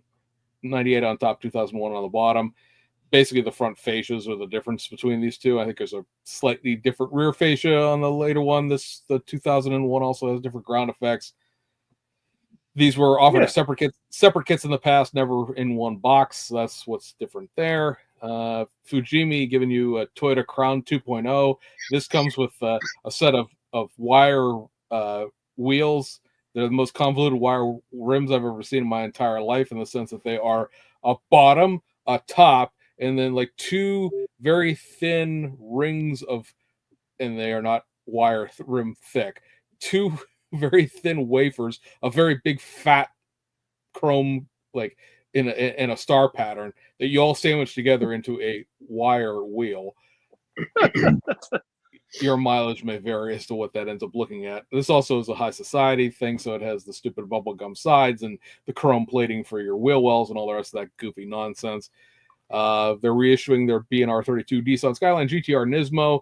It is the 40th anniversary of Nismo this year, and you're going to see this come up a bunch of times over the course of the next couple months. It comes with this display case, which is flat packed. As you might notice here, there are tongue and groove joining to get this thing go together. I don't know how airtight that would necessarily be against dust. It does have a little plaque in it for the 40th anniversary of Nismo in it, but I want to know, where do I buy this Fujimi Lamborghini Miura, because that's not a thing that exists in real life. Why did they pick that of all things to put in that case? Reissue of the Mazda RX-8 in the GTW wing series, so you get two big goofy wings thrown in here that don't come in this kit normally. I couldn't tell you the last time the RX-8 was in the catalog. It's been a while. I had one of these one time, and I was kind of like, to be different, I was going to build this because the RX-8 sort of like that looked down upon redheaded stepchild of the RX-7. But the door panels in this kit are piss on a plate flat. They have no detail to them at all. They're just sides of the interior tub. And I went, oh, that's tragic. And then I sold it. Hasegawa, another reissue of their late gen Mini Coopers. This has a new stick shift and new map pockets for the doors, because that's what makes a 40th anniversary limited edition. And so there's that. Reissue of their C110 generation Nissan Skylines. This is a 72 2000 GT. This little centerpiece for the hubcap is new, and that's what makes it different. This Mitsubishi Lancer EX Turbo custom version. And so what this is the front bumper, ground effects, and wheels out of the rally kit thrown into a street car. So look at those lights. Yeah, like this. You think those LED light bars are bad now? Go back to this old, 36 par style light bulb. This does come with the left-hand drive dashboard that the rally kit has, but it's a stripped out dashboard. You could make this left-hand drive, technically speaking. The only thing this has that a regular Lancer doesn't have is the stock front bumper. Putting in the rally bumper deleted the stock front bumper, so you are stuck with that bumper. Here's Steve. This is a friend of mine, Steve's favorite release of the year so far. And this is this demon car. This is a little Subaru 360 underneath all this. A 3D printed whatever this is supposed to be in terms of firearms. My only assumption is something with this big a caliber to the barrel would shoot this car backwards in real life rather than actually shooting projectile out the front of it. Given that this thing is like, I don't know, 1,000 pounds in real life, and rear engine, so all the weight's behind it. But yeah, I only wish it came with one of these figures. That would make the day. They need to reissue this Resin Demon Fighter, all the things. But yeah, also, does this not look furry to you? Like, this is not just like matte. It looks like it's got Right. texture. Carpeting. That's fun. The aforementioned throw it straight into the trash and do not pass go Nomad old Revell kit from '63. I feel bad for Brad. This is a really nice box art, but the contents. Savino's throwing out another Richard Childress Racing, meaning there's no Dale Earnhardt name included. Monte Carlo Aero back here is the '89 car. They previously did the it's an '88 car, so you're talking about minor decal differences there. I think we talked about this. We talked about this before, but they got held back for a month. But it's out now. The Mustang '77 Mustang Hell Drivers Edition. No stock wheels in this. If you care, we got the release of the Stranger Things kits at the end of the month. So you got the pizza wagon here. This has a new piece for this bottom grill that the Euro version of the Vanagon doesn't have, and obviously the pizza sign on the top. You got the Mustang that has the newly tooled hardtop body that I've now seen Camaro. 2 or 3 of that looks absolutely awful, but it is what it is. Also a flat hood in here. Also, all of the pieces for the 3-in-1 kit that came before it. So you have the hood with the hole in it, the Z28 hood, the Pro Stock wheels and tires, the blower engine, everything that was in this kit was in it before, except obviously there's no T-top roof. Then you have the new toolkit, which was the '85 Blazer. I have mine. You should have yours if you care about Blazers or just '80s vehicles in general. Very, very, very, very, very nice kit. And then lastly, we are rolling into the 2025 colors as we reissue the Chevrolet Corvette or Camaro one more time. Apparently, we don't have a Camaro license anymore, and this is just a Chevrolet ZL1. And this is Chase Elliott's primary colors for this year. So, hey, going back to the Stranger Things kits for a moment. So they announced that there's going to be a 4th kit. Do we know what is going to be the 4th new tool in that series? What the literature said about that was it is a car that will be in the 5th season in the first 5 episodes. And what it seems to indicate is that it was a car that has not been in the show yet. And since the show is still in production and it's not actually out yet, that has led to chaotic stumbling of, because they gave a length of the model, right? It's so many centimeters long. And so everybody's been doing all of their trigonometry equations, trying to figure out the wheelbase of cars and things like that, or what exactly this would be. And it's like, they're not going to tell you because it doesn't exist yet. Like, there's an entire TV show that is, I don't know how integral this car will be to the TV show. It must be pretty, obviously, if it's being hidden, but we'll find out whenever season 5 shows up on Netflix, I guess. Do we think it's going to be an all brand new tool, or is it going to be? It is an all brand new tool, yeah, because it's supposed to be like simplified, like 60 pieces or something like that. It's not going to be a full detail kit, but it is a new tool, so it's not something they're going to convert. Because that's what everybody did, of course, was like run around and be like, what does Revell have in their catalog that kind of shows things that have been on this TV show? And somebody said that because there's a BMW 30 CSL in the show, or was the 3 CSL, or there's an 835 in the show. And somebody said, well, Monogram has that 635. I said, if you're going to sit there and try to pass off 2 size bigger 4-door BMW as a 2-door, touring car, I don't think that's going to fly. Yeah. Just between me, you, and a lamppost, it's 845. There's a specific designation of the 8 series that they sold here in the United States, and it's not exactly the same as it is in Europe. But at any rate, there's too many doors. There's too many doors. The 835 or 845 is 6 feet longer bumper to bumper than the 635 is, so it's like not even like randomly close to the same length. So what year is that show set in? So I know it's 80s, but Do we know the I specific? guess I don't know exactly when. I gotta be honest, I've never seen an episode of the show. I didn't buy the blazer. For Me the show. either. I bought the blazer because it's a blazer. Right. I And watched. so it's so many of those square box Chevys have been such bad kits, you know. Snap tights, they're that Yeah. weird street custom thing that came out a few months ago. Yeah, no, I haven't picked up the blazer yet, but it's definitely on my to buy list. And it sounds like they're going to come out with a GMC version of that. I'm assuming with other trim and probably the rally wheels and. Yeah, it's a little.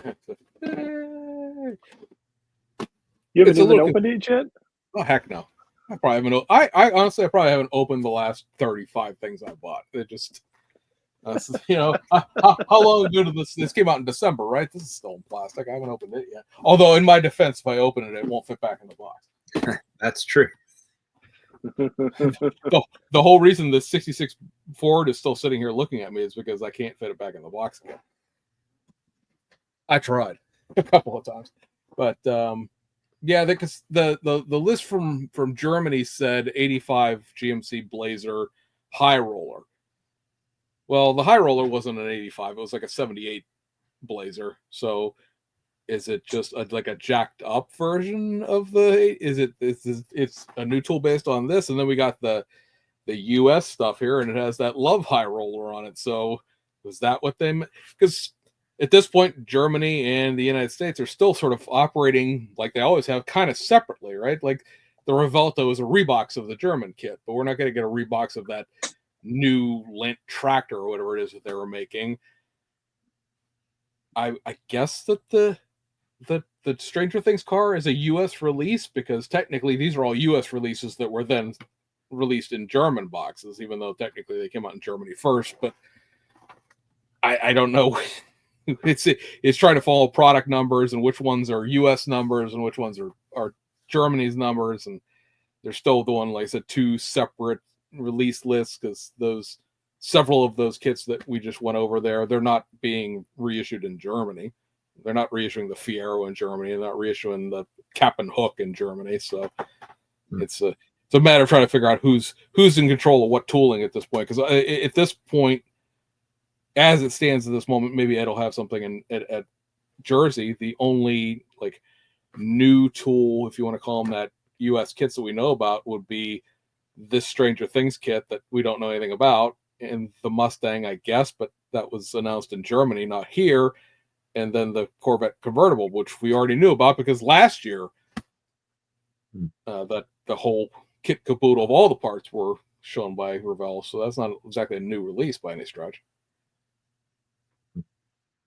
So it's nice. I guess nice to see we'll get the Revelto here, but the way Germany boxes those kits versus the U.S. does, I have too many warped U.S. box Ferraris that I don't know that I necessarily would buy the U.S. boxing of that kit. Oh, right. Regardless, right. So the California, right? Yeah. Well, all of them. I have. What did I buy? I think it was the SA Aperta when they did the 599 GTO and the SA Aperta kits. Right. I bought the SA Aperta kit here in the United States, and I got a hood that looked like a taco shell. And then I bought the Revell Germany one, and then the hood fits fine. Like it even fits the US kit because for some reason the Revell of Germany kit version of that, the body and the hood were molded in gray. We got them in white, so like you take the gray hood and put it in the white body, it fits. So I don't know why the US kits always will warp like that, but eventually I got to the point where I stopped buying Ferraris in US boxes. I'll pay the extra, $10 to get a kit that I can resell it in an estate sale rather than one that somebody's going to buy at the estate sale and then come back and attack my wife. You sold me this kit and it looks like it's rolled up fruit roll up. Taco. The hood was literally it was curved in the middle down on both sides. It looked like somebody had set it over like a curling iron or something, and I had no idea why it was warped like that. It wasn't stuck in the corner of the box or anything. It just came straight out of the box like that, and it's like, how? Why? I don't even know how that happened. Yeah, not to change the topic, but I have a hot topic that'd be interesting to discuss. And it just kind of occurred to me. So when I was in Detroit, we were actually looking at the Mobius kit. Somebody had a brand new one, and I got to ask a question. How come they don't make that kit? Well, they asked where it was made, and I was like, yeah, it's done in China. Like, all the Mobius stuff is all produced over there. And somebody asked me, I was like, well, why aren't they making that stuff in America? Good question. And in light of the new tariffs that our government is choosing to possibly implement, which will it's going to affect the model industry for sure, right? Because very little is actually produced here in the United States. You've got Silvino's. I think they do some stuff here, and all then, this stuff is manufactured here, but the tooling is done in China and it's shipped back here to be done. So the production's here, but their stuff's made there. And Atlantis, right? I think they're tooling some stuff here, Yeah. or they're not tooling, but their stuff's all here. So, if the big manufacturers, Round 2 and Revell, if they wanted to, how difficult would that be for them to start production back here in the United States? Is that even possible? I think the question will become what the costs would be versus whatever the cost will be with those tariffs. Because you look at a Salvino's kit, you're talking about a $55 model kit at this point. That's where their prices are. Now they're also doing low volume niche subject matter. They, their kits are 1,500 piece runs, which may be 10,000 Camaros by the time you get to the end of the year with all the various boxings they do of them. But they said their tooling is done in China and then it's sent back here, and then they have a third party provider out there that makes the kits in Corona. Round 2's U.S. tooling bank, as far as I know, which may not mean anything, is some really, really old stuff that never got sent, sort of like Revell's was. And then all the stuff that is from like the Craft House era of Lindbergh, because that stuff was done at, Kakaskia Plastics up there in Michigan. And that stuff was tooled there and it never left there. It's always been there. When Lindbergh had it, when Jay Lloyd had it, when now Round 2 has it, because if you ever look at some of those Lindbergh releases, they'll say, made in the USA, and the box will say, made in Michigan. You'd have to find somebody who can run the tooling, and then you probably still have to have it made there. I don't know that there's necessarily, not the expert in injection molding or tool and die, but there's just the reason why it's done there is because the expertise is there. All that stuff got packed up and left 98, almost 30 years ago. And now, much like 4-color printing, right? All of the boxes come out of China because that's the best place you can get 4-color printing done. Yeah. I know the other challenge is chrome plating. There's a lot of injection molders around it, but not every facility also has chrome plating to plate the parts. I think it'd be a huge challenge. Peter, the guy that owns Atlantis, put a seminar on in Wisconsin at NNL Nats, and one of the things he was talking about sort of in passing was even a question he got asked was the fact that all of Revell's automotive tooling that requires chrome parts is still in Illinois, because that's where the plater is. There's no place to plate out on Long Island, so there was no point in moving that tooling and then have to send it, halfway back across the country again. So whatever place that is in Chicago Heights, I think it is, that still holds what tooling Revell still has here in the United States. They still hold all of the tooling that Atlantis bought, because why would you move it? It's already in a safe place that can run the tooling. So, And Frank says the tariffs might affect the tools. Yeah,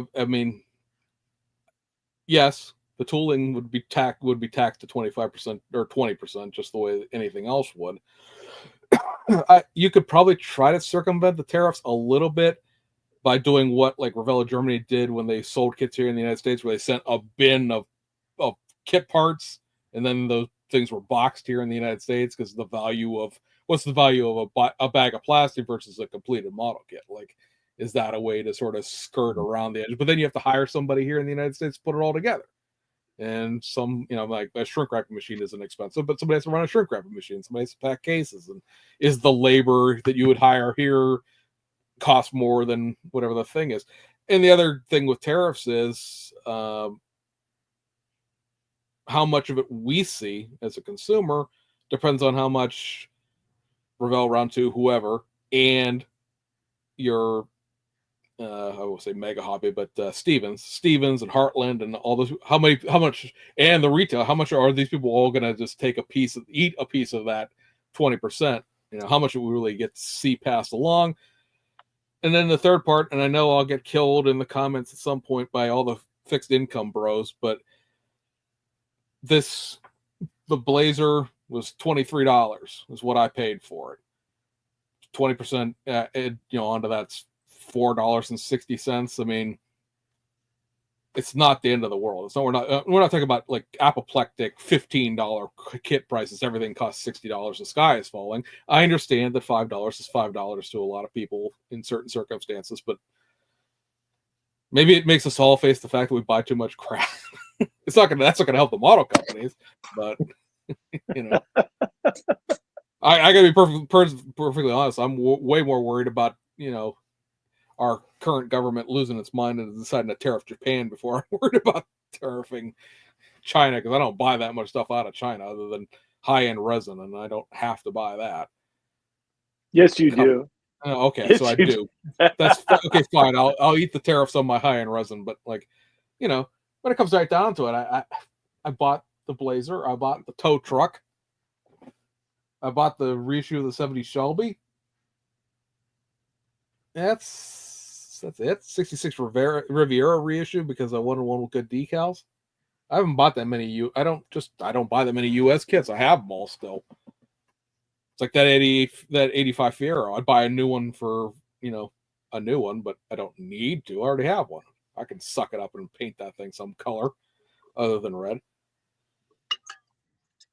Frank saying tools are expensive. 25% expensive. I wonder what the declared value of a tool would be, though, because like a tool is just a big chunk of steel if you don't have someplace to run it and the plastic to put through it and all that stuff. If anybody remembers when Habico went bankrupt, the German people that bought Revell United States, they only paid $49,999 for the entirety of the Revell U.S. tooling bank. Wow.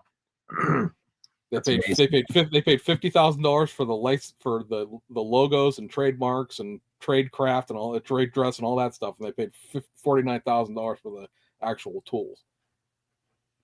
Interesting. So they paid $10 million total. They paid $10 million cash. $6 million of that was for Revell of Germany, because a lot of people don't remember that Revell of Germany is like Tamiya. They make paint and tools and RC and toys and puzzles and all. They're a huge company in Europe. They're not what it is here, where it's just a bunch of model kits coming out the door. And then they paid $2 million for the inventory of Revell US, which was both the inventory, what was already here, and all that would have been produced over there and was scheduled to be produced over there, because there's a whole bunch of stuff that was lined up to be made when they went bankrupt. And then they paid $100,000 total for tradecraft and tooling, which when you sat there and read through it, it was $50,001 for the tradecraft and $49,999 for the other stuff. So do you think the tariffs will have much of an impact then on the hobby, or not really? I got the whoops. I'm forgetting I'm not cordless. I bought the, let's see. Oh, so the right kit. Where did those go? Oh, here they are. I bought the Lamborghini Scion. Ooh, and the remade 488 Pista. This should have had a $28 tariff on it, but it didn't. Because when the tariffs were announced, when the 10% went into effect, when the tariffs were announced, they were supposed to do away with a de minimis, which was an $800 floor or ceiling, depends on how you want to look at that, of you can buy stuff from outside the country, as long as the value of the item and the shipping was less than $800, you don't have to pay tariff on it, or duties, or whatever you want to call it. administration said too many people are getting away with skirting their taxes, so we're doing away with that. And that was what you saw that one day when everyone lost their mind and the USPS stopped accepting packages from China for like 8 hours, and then they did. Well, in the 4-day span that there's no floor ceiling in effect, the U.S. Customs Service had 1 million pieces of mail stuck at JFK. Because what you have to do when you declare value is you have to inspect the package to make sure that the contents match the declared value. Because if there's no point to charging tariffs if you say it's worth $1 and it's really worth $500 or whatever the case may be. Well, everyone lost their mind because like it was neck deep and waist high to the rafters, and nothing was getting done. So they went, yeah, you know what, never mind. It's very interesting that so far no one's been given a refund on the tariffs that they did pay during those 4 days. Shocking, I know. And they're saying they're going to revisit that $800. It was reinstituted, $800 limit. It's back, which is why I didn't have to pay tariffs. But we reserve the right to remove it in the future once we figure out how to do this in an expedient manner. Which to me is like 10 years from now when they build a warehouse big enough to hold 1 million packages and enough people to sort through them, because like there's, without going off on a political tangent, the idea that you can tariff the manufacturing back to the United States is a fairy tale, because those places to put those things don't exist anymore. When factories close down, they get torn down and something else gets put up there in the place. You don't have places. Like the great argument I have, because for people who know I run a police car website on the side. I see so many people like they need to bring back the Crown Vic. Oh, they need to bring back if they just had the Crown Victoria, Ford would be dominant. Blah blah blah. When they stopped making Crown Victorias in 2011, St. Thomas, Ontario, Canada tore that factory down. It doesn't exist. They couldn't build them if they wanted to. There's no building there anymore. It's just gone. It's an industrial park now. They put a mixed use light industrial park in where it used to be, but you can't just, oh, we're going to make cars now, and there's going to be a factory fully staffed and fully built and fully, like, that's going to take years, decades. If you would need the pendulum of American politics not to swing back and forth every 4 years and stay to one side or the other, depending on whatever that might be, and just go that way for the stuff to actually, take effect. Is tariffing my model kit for $8 going to do anything in the long run? For what? For who? I don't know. Toys were never tariffed at all, no matter where they came from, and that's what a model kit is. Whether anyone wants to hear it or not, the U.S. Department of Commerce, it says a model kit is a toy. 0 tariffs on toys. Now you just made one up, so now you have to go into customs and create a tariff for something that didn't exist before, and somebody has to inspect my resin. Is it really worth $280? Well, no, it's not really worth $280. It's a bunch of resin in a box. What's it really worth? So I don't know. Yeah, I don't think could prices go up a couple bucks? Yeah, I guess. But is it gonna go up like again $15? No. Well, unless tariffs go to 100% or something like that, in which case the price of everything would double and we'd all lose our minds. Yeah, what I'm curious about is, does that actually inspire the model kit manufacturers to bring the manufacturing back to the United States? Or they're just like, hey, it's the cost of doing business. All right, we're just going to charge more money. Because even if they wanted to start manufacturing back in the United States, you don't flip a switch and start these things overnight. There is a lot of expertise that you have to bring in. You've got it's an operation you have to set up. There's a distribution. It would be quite an undertaking to reverse direction and bring manufacturing into the United States for a model kit if you're not currently doing it. It could be done, but there has to be an incentive, I think, for the manufacturers to want to do that.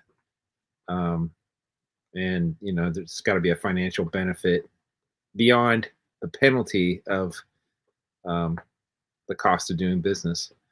I don't know. It's interesting. Well, I guess we'll see how it plays see in out. 5 years. Yeah. Right. Yeah. I'd say it's a long simmering conversation. as to whether or not Round 2 and Revell and the like, those ones, especially because Mobius stuff's always been in China, about whether or not they could get their stuff back anyway. Because of course there is the concept that once you send something to China, you never get it back again. And it belongs, once it's there, it belongs to China. How true that really is, I don't know. It might be true in a bulk sense. You know, you might be able to get one or two things out, but could you get the entire tooling bank picked up and sent back? And what's the cost of that? I mean, you're talking about literally tons of metal that have to be put on a boat and sent back here and then trucked someplace to be stored and run. That's the thing about, like, you know, Ertl, when it was in Dyersburg, it had the factory there on premises to run all that stuff. But I don't know that Ertl's that big. I don't know the plant's still even there in Iowa at this point. I mean, not that it matters. They're in South Bend anyway. But you know, they would have to find some. They could send it to the place in Michigan that has the Lindbergh stuff, but do they have the storage to store, you know, a Legacy's company's worth of stuff in a third-party contractor warehouse?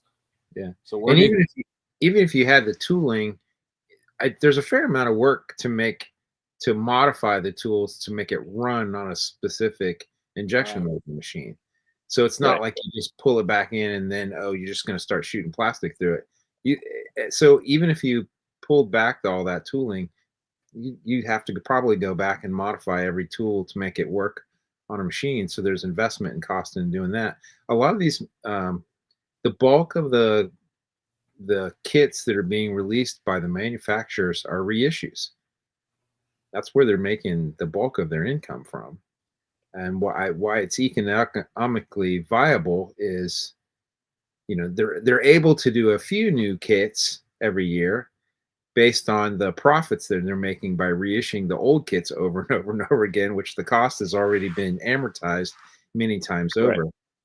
And that's what makes those companies viable, because there's not enough volume, you know, to really. I don't think a kit manufacturer would be able to exist on just new kits alone. You're right. I think this ends up being very akin to what we see, at least around here in Pennsylvania, with the natural gas stuff. The price of oil has to be so high in order for drilling to be viable. If it's below a certain price per barrel, then they literally lose money drilling the wells and pumping the natural gas and the oil out of it.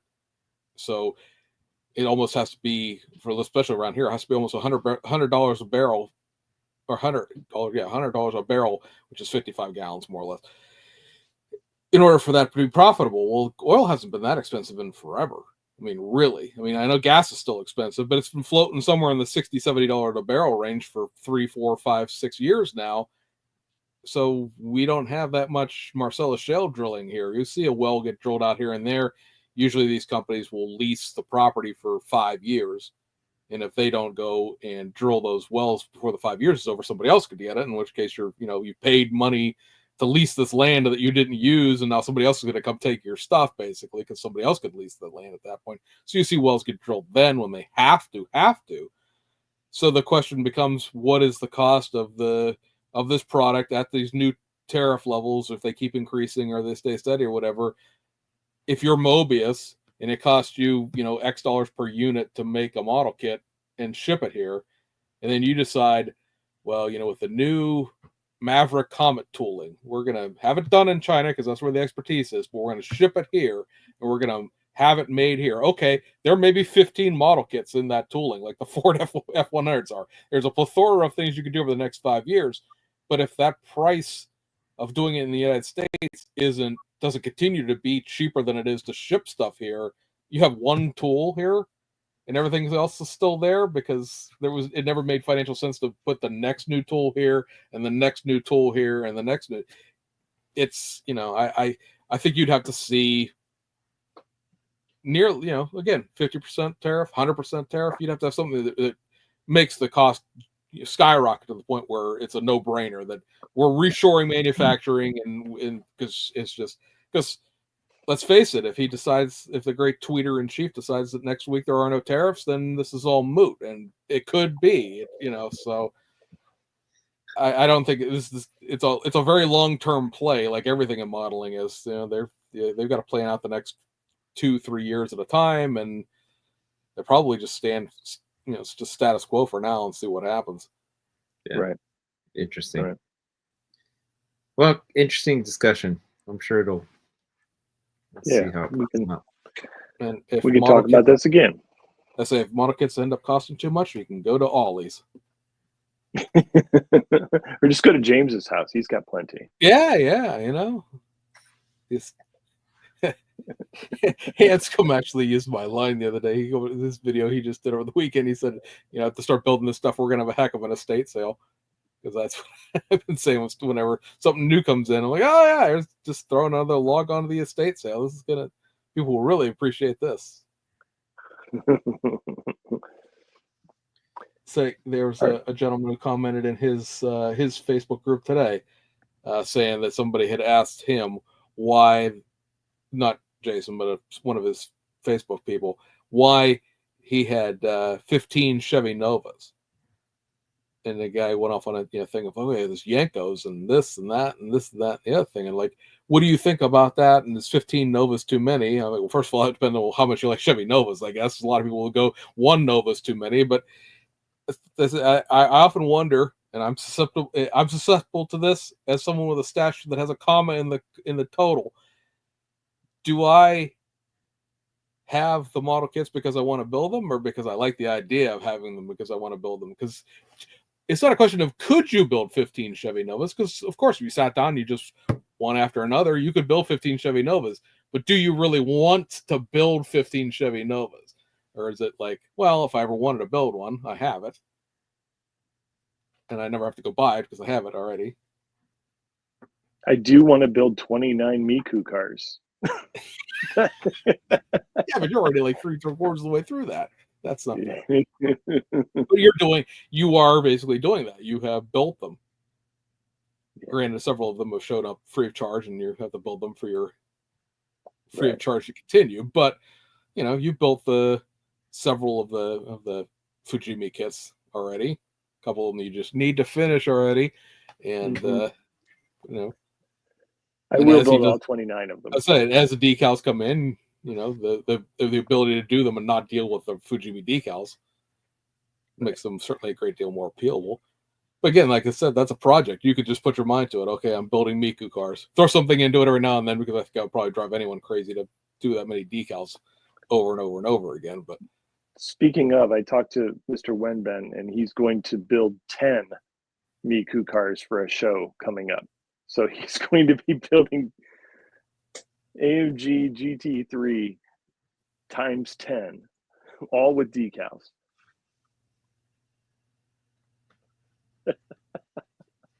Assembly line work. Yeah, well, it's the interiors are all the same basically. Right. Yeah, you could swap them, but yeah, he's going to build 10 of them. Here you go, so Mr. that Chester. he has all of them. And say, here you go, Mr. Chester, your last question on the way out the door here from somebody. Oh, as using hair dryers on decals, what about the clear overhang of material beyond the decal? That just sticks right to the whatever you're going on to. It sticks to.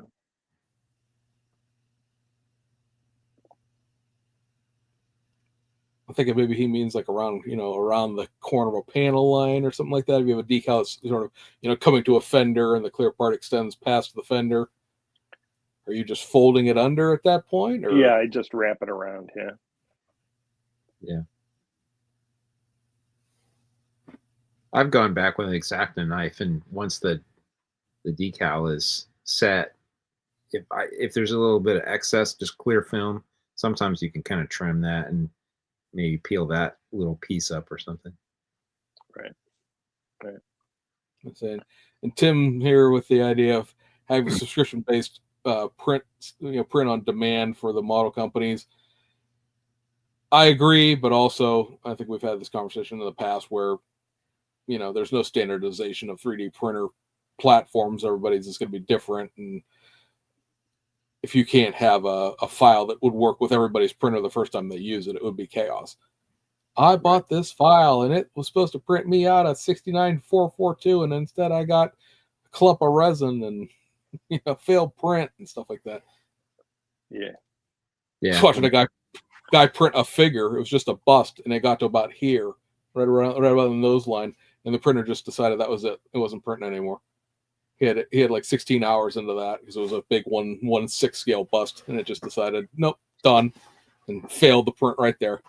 Yeah, you can't do that to somebody if they're buying something, commercially, like it's a product rather than, I print resin busts because it's a unique sculpt and I paid $10 for it. All right, guys. I think I'm running out of We steam. are at the end here, guys. So appreciate everyone joining us. We shall return in 2 weeks, possibly with a guest. Mr. Tester's going to chase somebody down. Time to a chair in Ohio this weekend and get that confirmed. And again, we appreciate you guys hanging out with us for a couple hours, and we'll see you guys on the other side. See you. See ya.